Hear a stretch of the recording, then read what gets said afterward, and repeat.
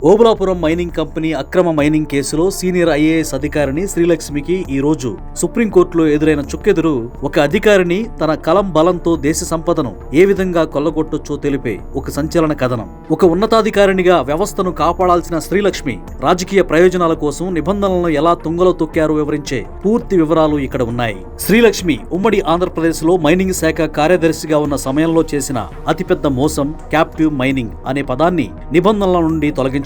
సాధారణంగా captive mining నిబంధన ఉంటే తవ్విన ఇనుప ఖనిజాన్ని కేవలం ఆ కంపెనీకి చెందిన సొంత పరిశ్రమలకే వాడుకోవాలి. దీనివల్ల ఖనిజ సంపద దేశం దాటి వెళ్లదు మరియు అడ్డగోలుగా తవ్వకాలు జరపడానికి వీలుండదు. కానీ శ్రీలక్ష్మి ఆ పదాన్ని ఉద్దేశపూర్వకంగా తీసేయడంతో గాలి జనార్దన్ రెడ్డికి వేల కోట్ల విలువైన ఖనిజాన్ని విదేశాలకు అమ్ముకోవడానికి రహదారి దొరికినట్లయింది. ఈ వెసులుబాటును వాడుకుని గాలి జనార్దన్ రెడ్డి అటవీ సరిహద్దులను సైతం చెరిపివేసి రాక్షసంగా భూమిని తవ్వేశారు. దీనివల్ల ఆయన సుమారు 12,000 కోట్ల నుంచి 16,000 కోట్ల రూపాయల వరకు అక్రమంగా ఆర్జించినట్లు అంచనా.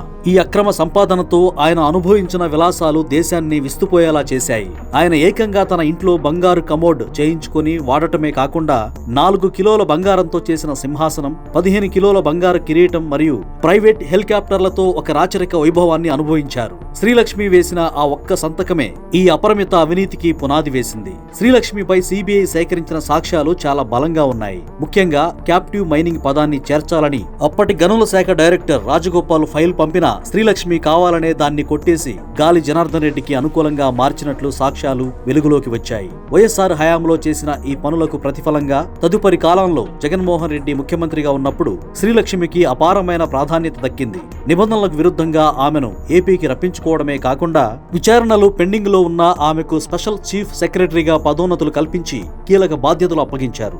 ఇన్నాళ్లు రాజకీయ అండదండలతో స్టేలతో విచారణ ముందుకు సాగకుండా అడ్డుపడుతూ వచ్చిన శ్రీలక్ష్మికి ఈ రోజు సుప్రీంకోర్టు గట్టి షాక్ ఇచ్చింది. గత 10 ఏళ్లుగా ఆమె పొందుతున్న స్టేను రద్దు చేస్తూ నిందితులు ఎన్నాళ్లు ఆ స్టేను అడ్డు పెట్టుకుని విచారణ నుంచి తప్పించుకుంటూ ఎంజాయ్ చేశారని జస్టిస్ ఎంఎం సుందరేష్ ధర్మాసనం ఘాటుగా వ్యాఖ్యానించింది. గతంలో వేరే కేసుగా భావించి పొరపాటున స్టే ఇచ్చామని, ఇప్పుడు ఆ తప్పును సవరిస్తున్నామని చెబుతూ ఇకపై ఎలాంటి జాప్యం లేకుండా ఆమె విచారణను ఎదుర్కోవాల్సిందేనని అత్యున్నత న్యాయస్థానం స్పష్టం చేసింది.